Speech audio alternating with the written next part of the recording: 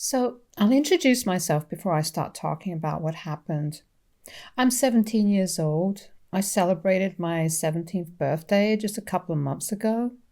I graduated from high school just a month ago and have been a straight A student all my life. I've been living with my 38-year-old mother for the last year and 10 months. She's a single mom and the head chef at one of the best Italian restaurants in our city. My parents got divorced when I was 10 years old. My parents co parented me for several years, but then my dad was diagnosed with brain cancer. My dad ran the trucking business that his parents had started, but he'd let his brother take over once he fell sick. Earlier, I used to alternate between living with my mom and dad every week, but after my dad's diagnosis, I had to move in with my mom full time. I visited my dad often, but I still did miss living with him because I'd say I've always been a lot closer to my dad as compared to my mother. My mom's just always been a little too tightly wound for us to really get along, and we just constantly used to be at odds. First, it was my dad, who she'd fight with all the time, and then after the divorce, it was me. She had her good moments too, though, so I didn't mind staying with her. And after my dad's diagnosis, I had no choice but to stay with her, so I made my peace with it. My mother and I, in the recent past, have not been on good terms, mostly because of her relationship with her new husband and how he treats me. My mother got married for a second time just 8 months ago to Mark, 32, male. She'd been dating Mark for a little over 1 year, and I only found out about it when he proposed because she'd kept their relationship well under wraps. It was the significant age gap between the two, and my dad had just been diagnosed at the time, which also didn't help, so she just kept it a secret. When he proposed, that's finally when she decided to tell us about their relationship. And at that point, I had no other choice but to be okay with it. I never liked or trusted Mark, and it was mostly because of his overly sweet behavior.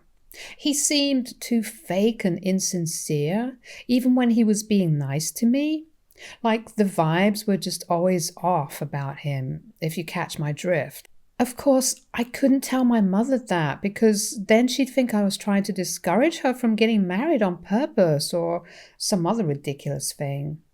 I put up with Mark, but I didn't allow him to be my friend, and I realized I was right about him just 3 months after the wedding. He'd moved in with us after the wedding, and since he was a high school football coach, he'd be home a lot earlier than my mother. We'd end up spending a lot of time at home by ourselves before my mother came home, and surprisingly, he never tried to even speak to me when we were on our own. But as soon as my mother would be home, he'd turn on the charm and try to act like we were best buddies. Anyone in their right mind would be able to see right through his little act, and so was I. Anyway, so one day I went to the kitchen to grab myself some food, and then I heard a creaking sound coming from my mom's bedroom. Now, I knew that my mother had a secret locker under her bed that only we knew about, and kept the keys on her all the time. She had a spare set of keys as well, but those were usually with me, and I hadn't given my keys to Mark, so I realized that he must have stolen my mom's set. The locker contained all of my mother's wedding jewelry back from when she got married to my dad and a lot of other really expensive jewelry too. She also kept some spare bundles of cash stashed away in the locker for emergencies. She didn't trust bank lockers and preferred to keep these valuables close to herself because she felt it was considerably safer. It was a whole thing. I watched Mark take out an entire bundle of cash and put it in his pocket. I was too shocked to even move and stayed rooted to my spot, so when Mark turned around, he spotted me standing right outside the bedroom. He looked irritated for a second and then gave me a big smile, walked towards me, and then put his arm around my shoulder while walking me to the living room couch.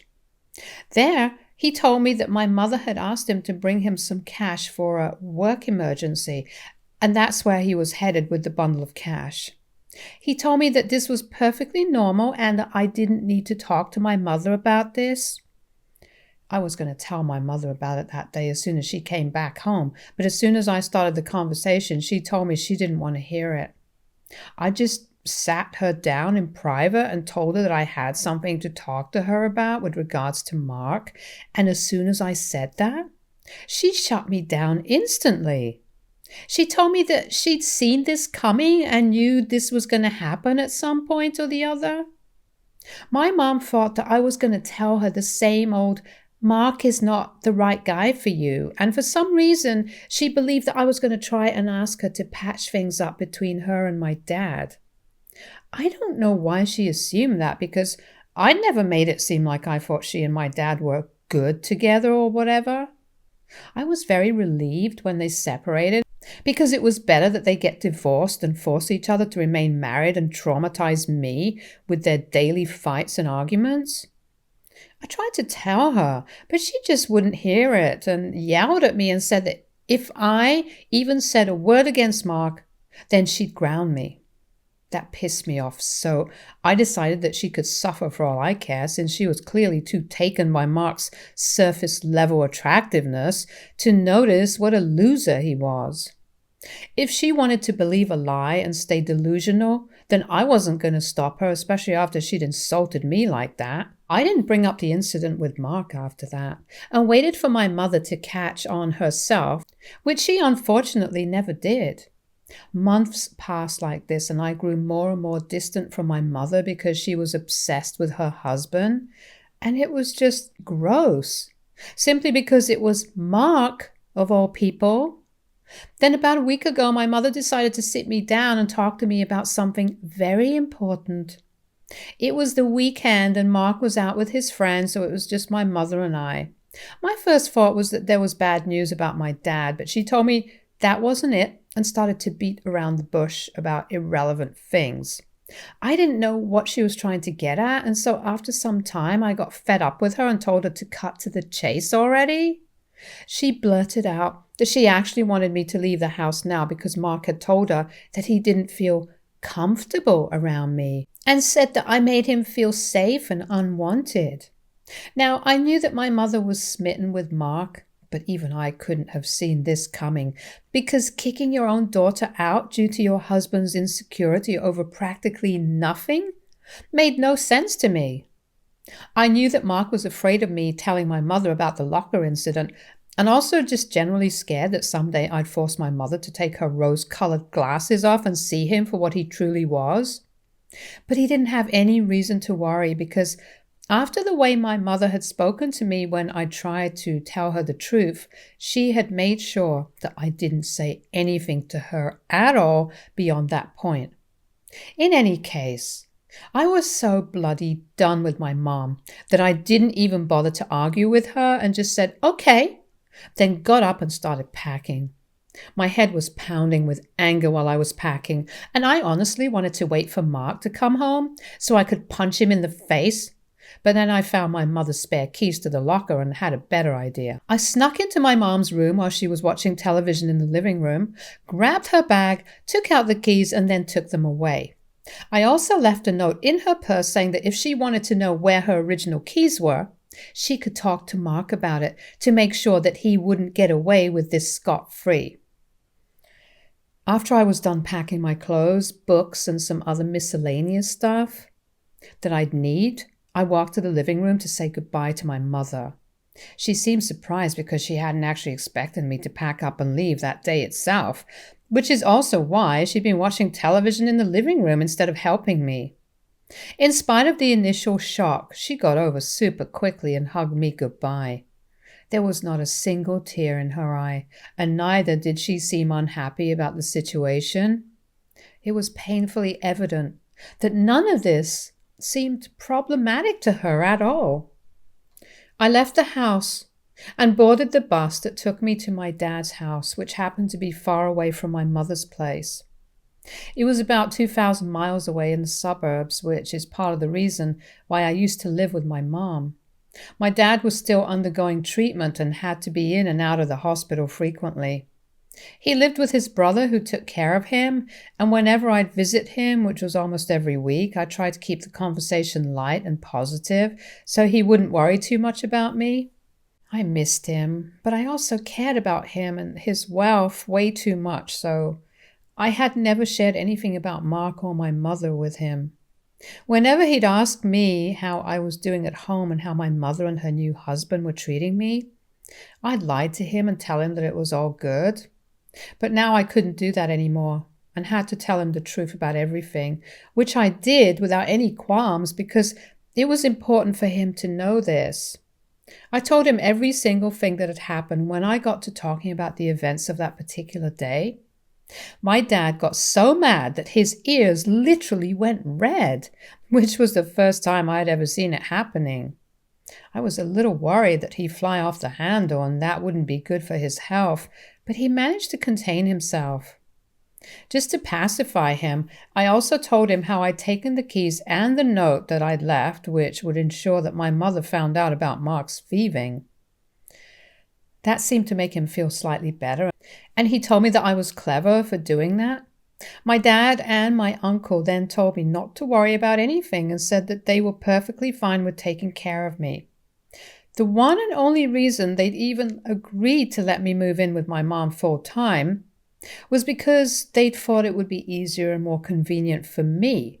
But if this was the case, then they'd happily take me back.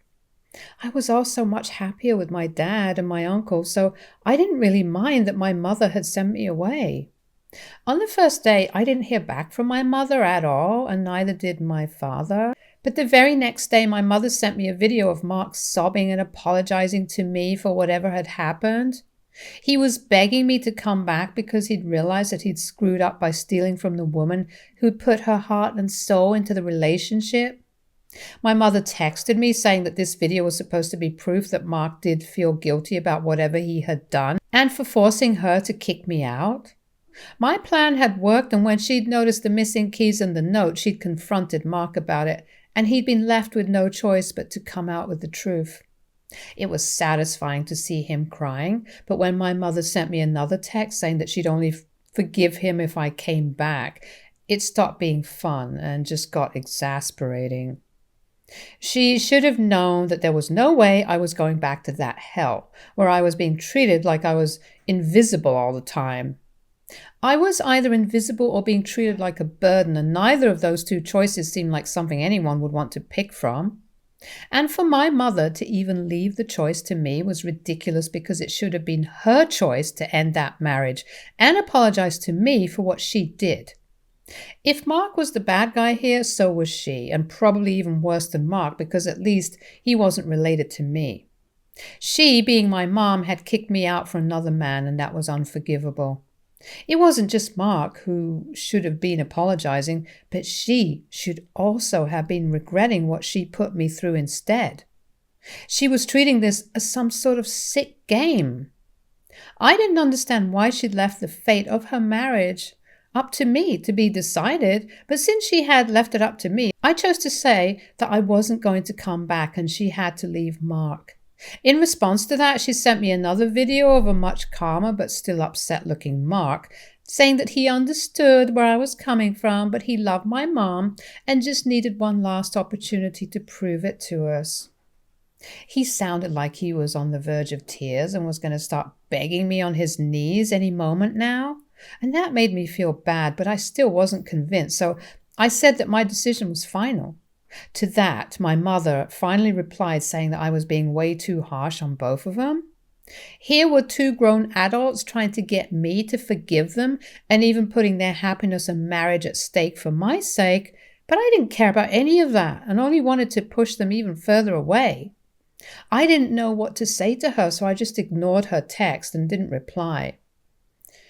It's been 6 days since then, and every day she's been texting me and trying to get me back, and every single day there's a video message from her and Mark where they apologize to me for treating me badly. She's told me repeatedly in the videos that unless I agree to come back, she'll file for divorce to prove to me that she's serious. Yesterday, she even told me that she'd been speaking to a lawyer and sent me texts to prove that it was true. Mark also looked upset in the video. message they sent and begged me to forgive him because he couldn't afford to lose a woman like my mother.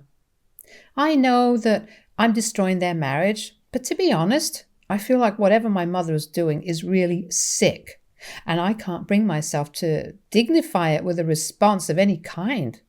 Not only is she torturing her own husband, but she's also putting me through something very unnecessary because I don't think I'm the one who needs to make a call about what to do in a situation like this. She shouldn't be putting the responsibility of deciding with regards to her marriage on my shoulders in the first place, because that makes me look like the reason their marriage had to end was because her daughter wasn't happy about her marriage. So far, I think everyone knows that that's not the case, and I'd hate to feel guilty like that, but she's just putting me on the spot, so it's not like I have a way out of this anyway. Mark's not a good guy, but he's still a human being, and it's crazy that he's allowing himself to be treated this way at all, just because my mother's richer than him. It's dehumanizing, and I can't believe he's just letting her do this to him every day.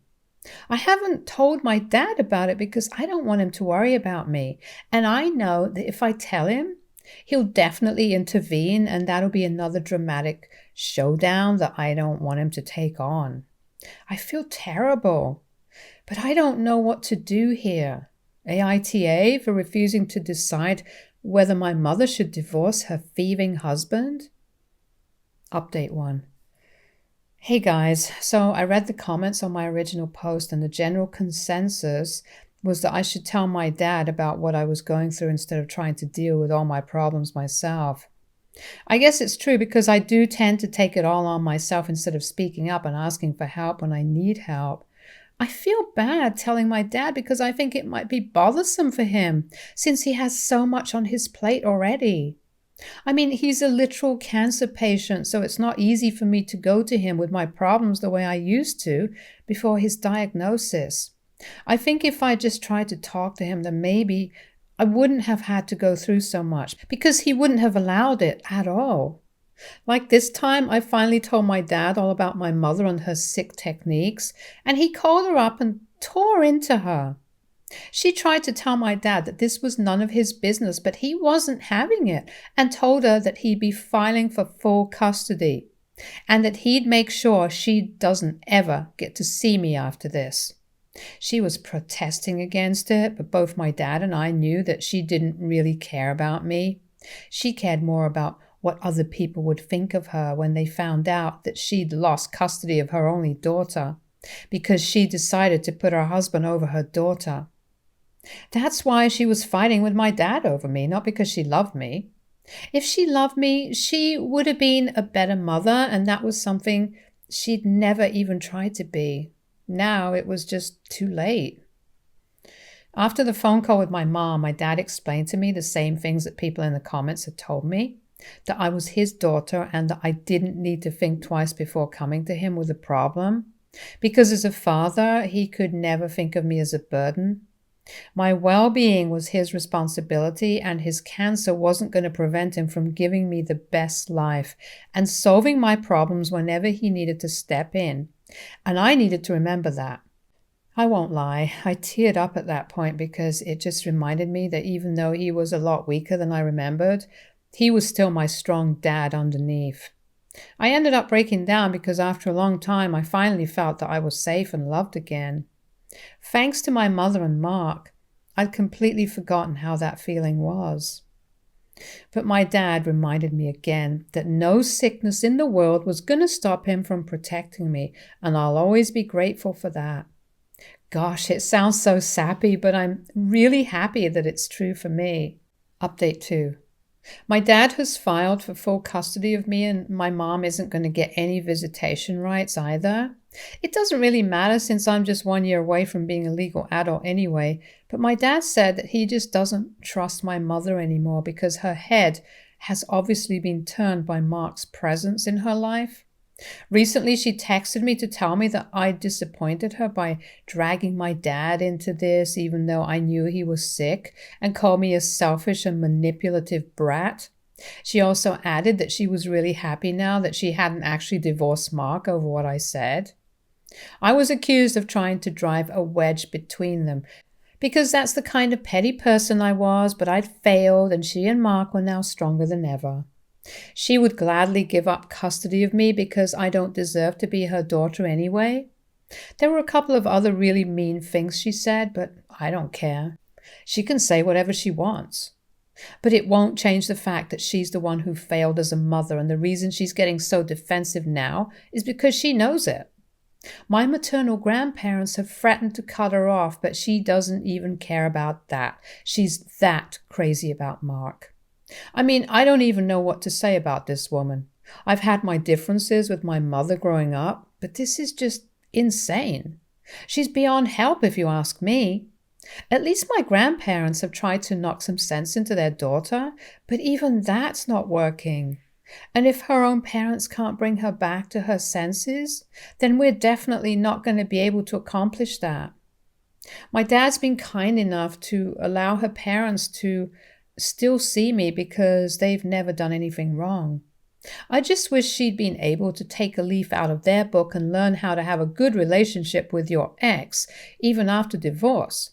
Because even my grandparents are divorced, and despite that, they've done their best to raise my mom to be a strong, successful woman. Now she's almost in her 40s, so they can't be held responsible for whatever she's up to now.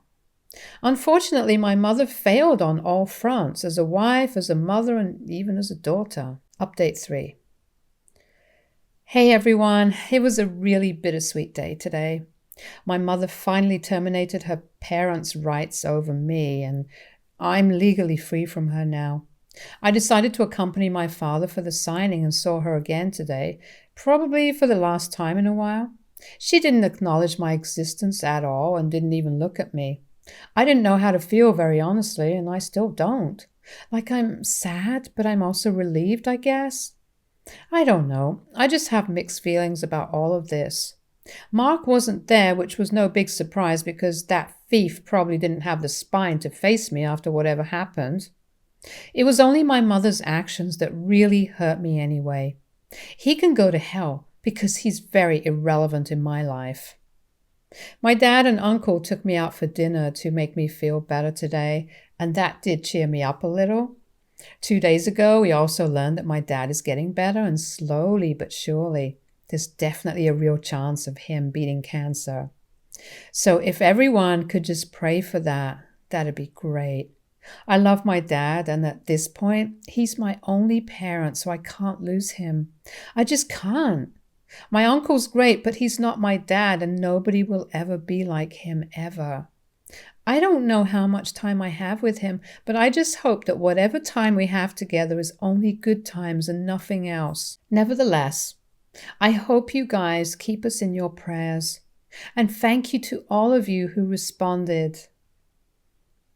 Stay tuned for more stories from our girl relationships.